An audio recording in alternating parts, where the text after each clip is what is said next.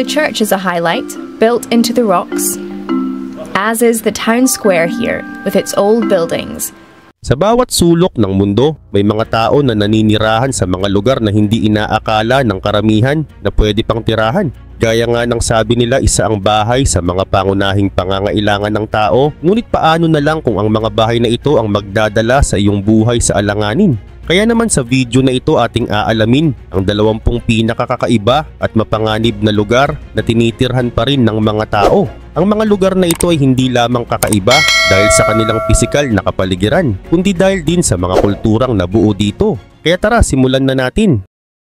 Number 1. Setenil de las Bodegas, Spain.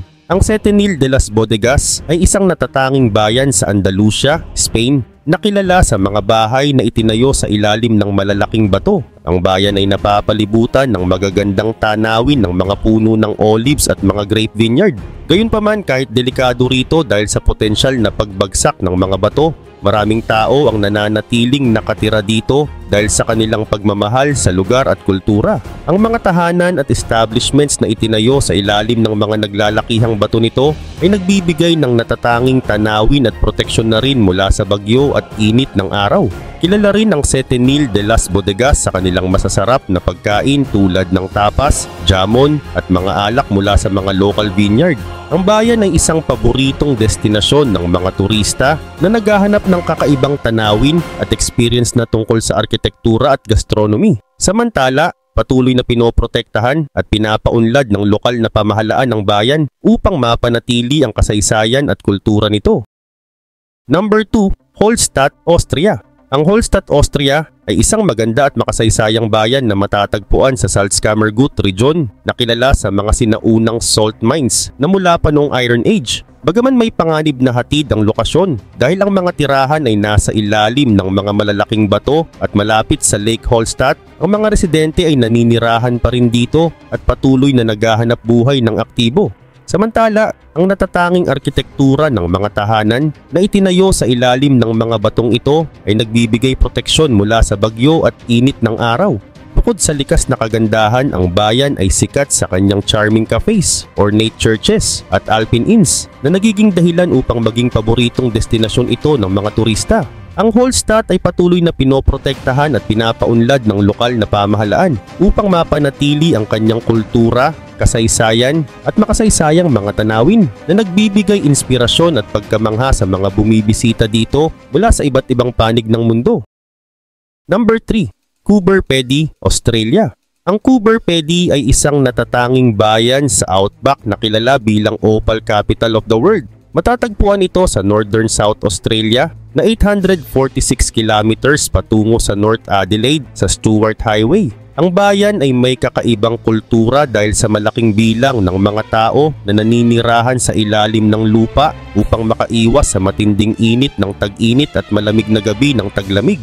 Ang mga underground houses, hotels at shops ay nagbibigay ng kakaibang experience sa mga turista. Ang Coober Pedy ay itinatag noong 1915 matapos matuklasan ni Willie Hutchison ng opal sa lugar na ito. Samantala, patuloy na pinoprotektahan at pinapaunlad ng pamahalaan ang bayan upang mapanatili ang kanilang kultura at kasaysayan. Sa kabila ng mga delikadong kondisyon, ang mga residente ay nananatili sa bayan dahil sa kanilang pagmamahal sa lugar at sa natatanging pamumuhay rito. Ang Coober Pedy ay hindi lamang isang bayan, kundi isang simbolo ng kakayahan ng tao na mag-adapt sa matinding mga kondisyon. Number 4. Namche Bazaar, Nepal. Ang Namche Bazaar sa Nepal ay isang makasaysayang bayan na matatagpuan sa Khumbu, Pasanglamu Rural Municipality sa Solukhumbu District, Province No. 1 ng Northeastern Nepal. Ito ay matatagpuan sa Khumbu area sa altitude na 3,440 at kilala bilang Sherpa capital dahil maraming Sherpa ang naghahanap buhay dito, kabilang na ang turismo at sa iba pang industriya. Ang Namche Bazaar ay ang pangunahing trading center at hub para sa Khumbu region kung saan maraming tao ang nagtitipon upang magbenta ng mga produkto tulad ng Tibetan artifacts, trekking equipment at iba pang pangangailangan para sa mga turista. Ito rin ay popular na staging point para sa mga expeditions sa Everest at iba pang Himalayan peaks. Sa kabila ng mga pag-unlad, nananatiling makasaysayan ng kultura at tradisyon ng Namche Bazaar na patuloy na pinoprotektahan at pinapaunlad ng lokal na pamahalaan upang mapanatili ang kanilang kultura at kasaysayan. Number 5, Citadel of Erbil, Iraq. Ang Erbil Citadel na nasa puso ng modernong lungsod ng Erbil sa rehiyon ng Kurdistan sa Iraq ay isa sa mga pinakamatandang tinitirhang lugar sa mundo na tinatayang nag-e-exist na ng humigit kumulang 6,000 years. Ito ay isang archaeological tell o burol na kung saan ang mga tirahan ay matatagpuan sa itaas nito na tinatayang may taas na 30 meters mula sa kapatagan o sa pinakaibaba, at ito ay naging mahalagang lugar sa buong kasaysayan. Lalo na noong Neo-Assyrian period sa ilalim ng pamumuno ni Haring Ashurbanipal noong 669 to 627 before Common Era. Naging saksi rin ito sa mga pangyayari tulad ng pagkatalo ni Alexander the Great sa hari ng Persia na si Darius III noong 331 before Common Era. Gayunpaman, sa kabila ng ilang taong mga kaguluhan, nananatili ang Erbil Citadel bilang isang matatag na lungsod at itinuturing na isang cultural and administrative center. Bukod pa rito, appointed rin ito bilang isang UNESCO World Heritage Site noong 2014 na kung saan nagha-highlight ito ng cultural and historical significance. Sa kasalukuyan, patuloy pa rin itong tinitirhan na may mga pagsusumikap na mapanatili ang makasaysayang istruktura. Number 6, Amalfi Coast, Italy. Ang Amalfi Coast sa Italy ay isang sikat na destinasyon na kilala sa kanyang kakaibang mga baybayin at mga makukulay na tirahan. Matatagpuan ito sa Tyrrhenian Sea sa pagitan ng Naples at Salerno at isa ring UNESCO World Heritage Site simula pa noong 1997. Ang mga coast nito tulad ng Positano, Amalfi at Ravello ay kilala sa kanilang mga magagandang tanawin, makasaysayang istruktura at masasarap na pagkain. Ang Amalfi Coast ay mayaman sa kasaysayan at kultura at ito ay isang paboritong lugar ng mga turista mula sa iba't ibang bahagi ng mundo. Bukod sa pagiging sikat na destinasyon na pinupuntahan ng mga turista, maraming residente ang naninirahan dito, nagtatanim at nag-harvest ng lemon at grapes at nag-aalaga rin ng mga olives. Bukod pa rito, ang rehiyon ay kilala rin sa kanilang mga festival at mga traditional celebration na nagpapanatili ng kultura at kasaysayan ng lugar. Ang Amalfi Coast ay isa sa mga perlas ng Italy na kung saan ito ay nagbibigay ng kakaibang karanasan sa mga bumibisita at naninirahan dito sa kabila ng mga hamon ng pamumuhay sa mabundok at baybaying lugar. Number 7, Cliffs of Bandiagara, Mali. Ang Cliffs of Bandiagara na matatagpuan sa Mali ay isang UNESCO World Heritage Site na kilala sa kahangahangang sandstone cliffs na may taas ng halos 500 meters mula sa kapatagan. Ang lugar ay tahanan ng mga dogon na naninirahan dito sa loob ng maraming taon na nagtayo ng kanilang mga bahay at granaries sa mga gilid ng bangin o cliffs. Kilala rin ng Cliffs of Bandiagara sa kanilang mga sinaunang rock shelters at mga archaeological site na kung saan dito makikita natin ang mayamang kasaysayan ng rehiyon.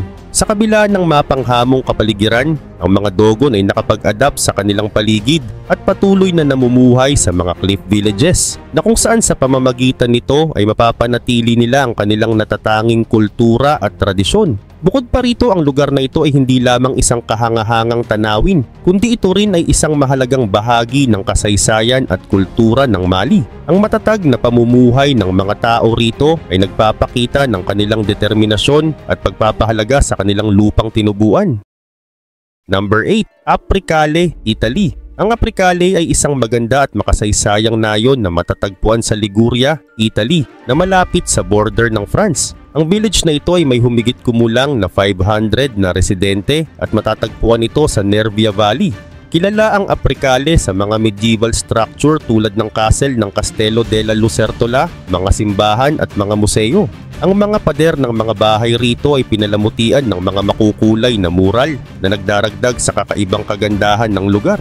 Ang buhay dito ay simple at tahimik at karamihan sa mga residente ay nagsasaka ng mga prutas at gulay at nag-aalaga ng mga hayop. Ang Apricale ay isang popular na destinasyon sa mga turista dahil sa kamanghamanghang tanawin, mga tradisyonal na pagdiriwang at ang mainit na pagtanggap ng mga lokal sa mga turista. Sa kabila ng pagiging isang maliit na lugar, ang Apricale ay mayaman sa kultura at kasaysayan na nagpapanatili ng kagandahan nito. Ito ay isang lugar na nag-aalok ng kakaibang karanasan sa mga bisita at naninirahan dito sa kabila ng mga hamon ng pamumuhay sa mabundok na lugar. Number 9. Malana, India. Ang Malana na matatagpuan sa India ay isang maliit na village sa Kulu Valley ng Himachal Pradesh at kilala sa mga natatanging kultura, kasaysayan at kilala rin sila sa pagtatanim ng cannabis o marijuana weed. Matatagpuan ito sa ilalim ng mga talampas o ang elevated plain ng Himalayas at sinasabing ang mga tao rito ay may kaugnayan sa mga sundalo ni Alexander the Great.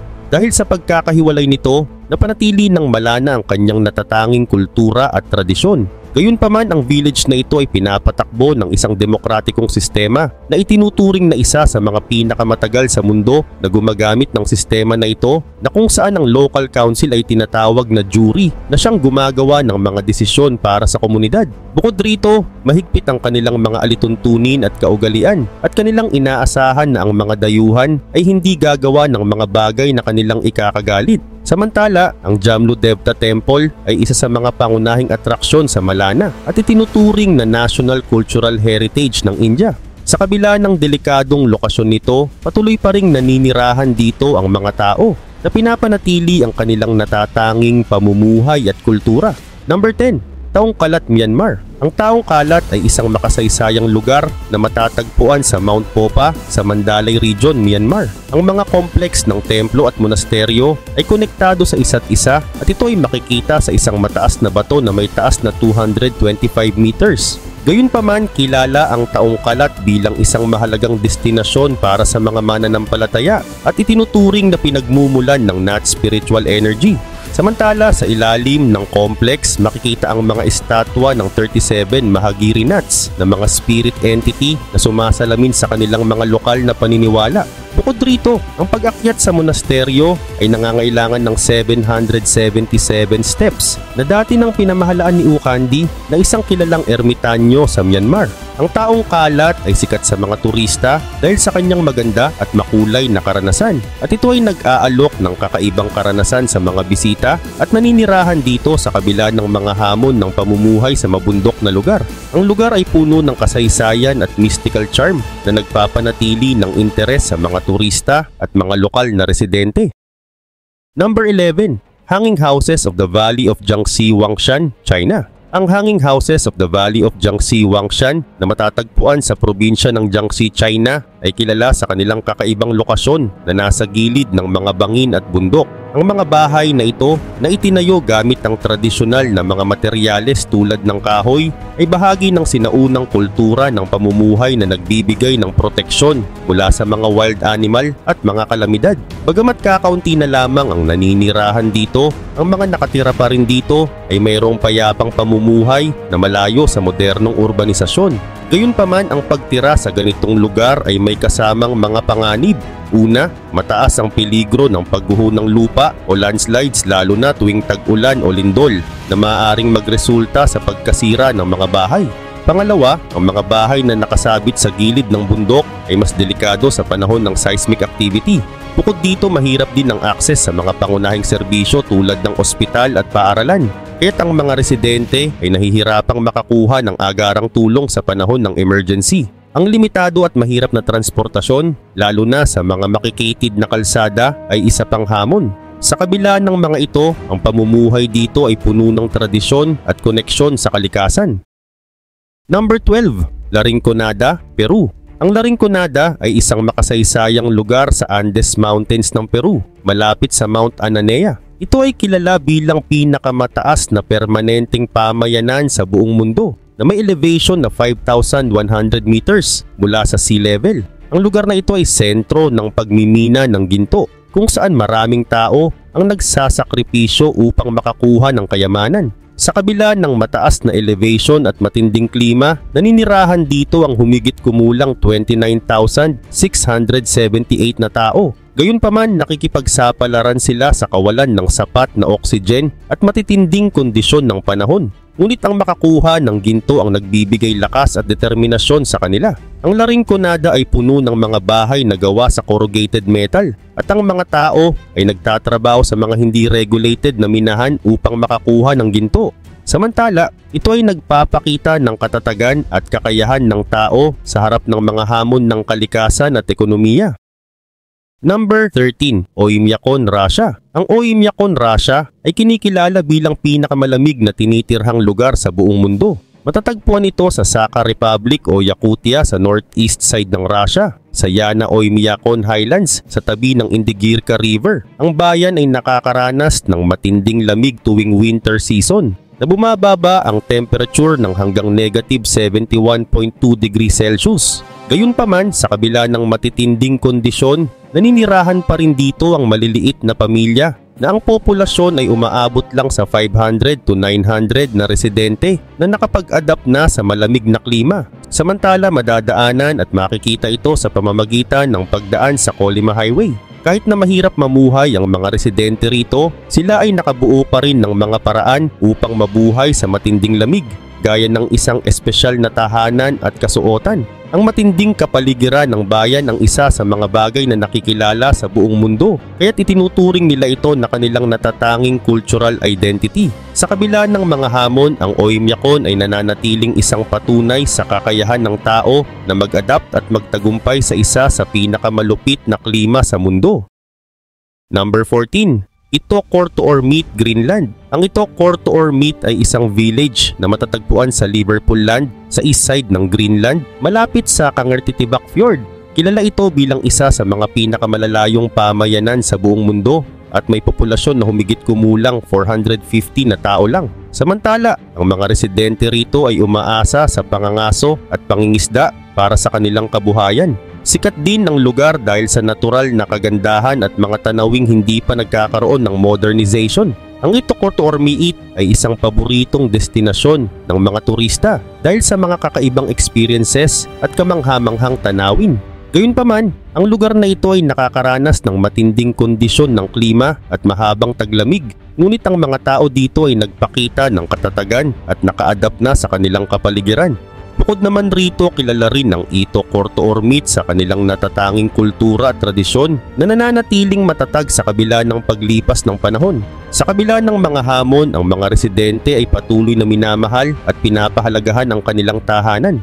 Number 15. Changtang, Tibet. Ang Changtang, Tibet ay isang mataas na talampas o elevated plain na matatagpuan sa west and north side ng Tibet na malapit sa southeast side ng Ladakh, India. Samantala, kilala ang rehiyon dahil sa malawak nitong mga highlands at malalaking lawa. Tahanan din ito ng mga Changpa na isang nomadic na grupo ng mga Tibetan. Ang dalawang pinakamalaking pamayanan sa loob ng Tibetan Changtang ay ang Rutog Town at Domar Township. Ang buong lugar ay may mga elevation mula 4,300 hanggang 7,000 meters. Sa kabila ng matinding lamig at tuyo na kondisyon, marami pa ring natatanging wildlife dito tulad ng chiru, snow leopards, Tibetan wild ass o kiyang, Tibetan brown bears, blue sheep, Tibetan sand foxes, black-necked cranes at wild yaks. Ang Changtang ay kilala rin sa natatanging nomadic herding culture na ang paraan ng pagsasaka ay kinabibilangan ng mga hayop at magsasaka na naglalakbay sa iba't ibang lugar kasama ang kanilang mga hayop, ngunit unti-unti na itong nawawala.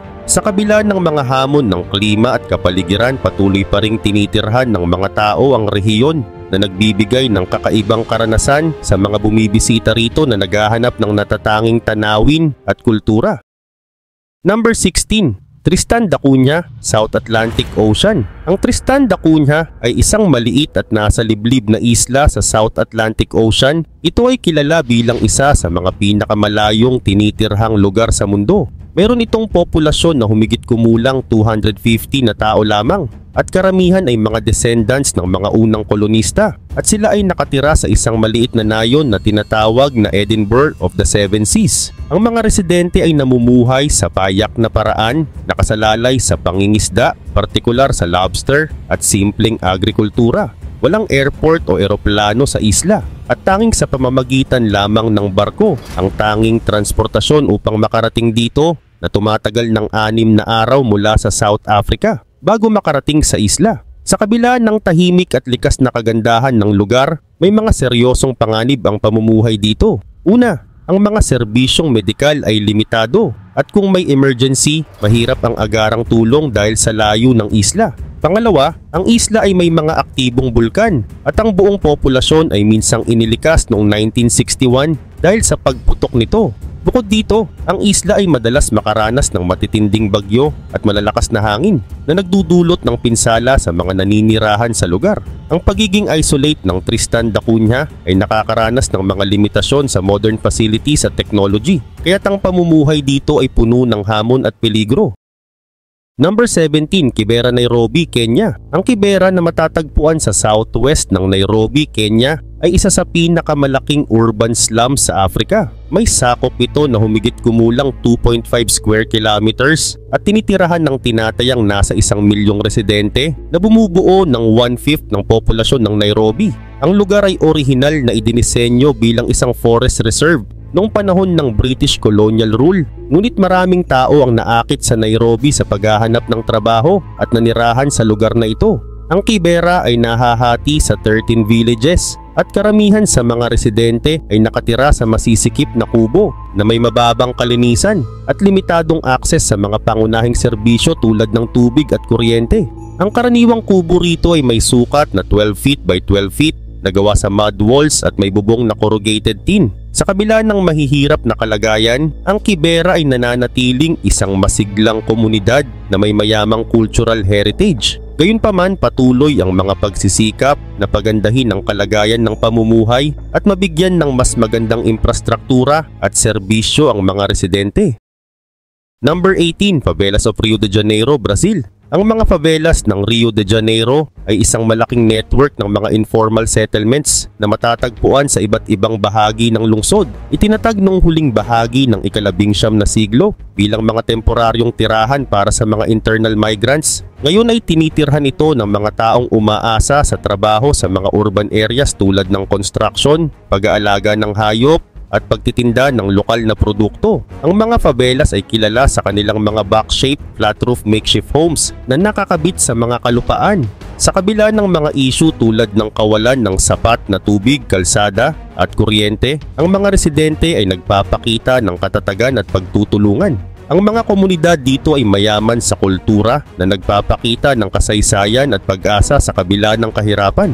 Ang mga favelas ay nag-aalok ng kakaibang karanasan at patunay ng kakayahan ng mga tao na makibagay sa kanilang kapaligiran. Ang kanilang pamumuhay ay isang halimbawa ng pagtitiis at pakikipagbuno sa araw-araw na hamon ng buhay sa lungsod.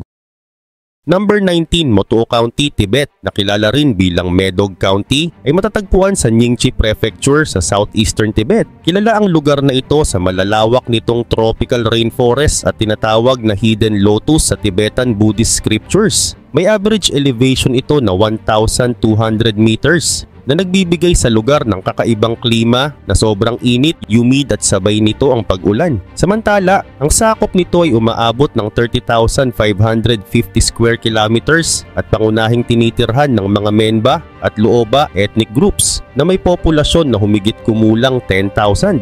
Ang Motoo ang huling lugar sa China na walang highway link sa ibang lugar na nagbibigay ng kakaibang isolation at kagandahan sa lugar.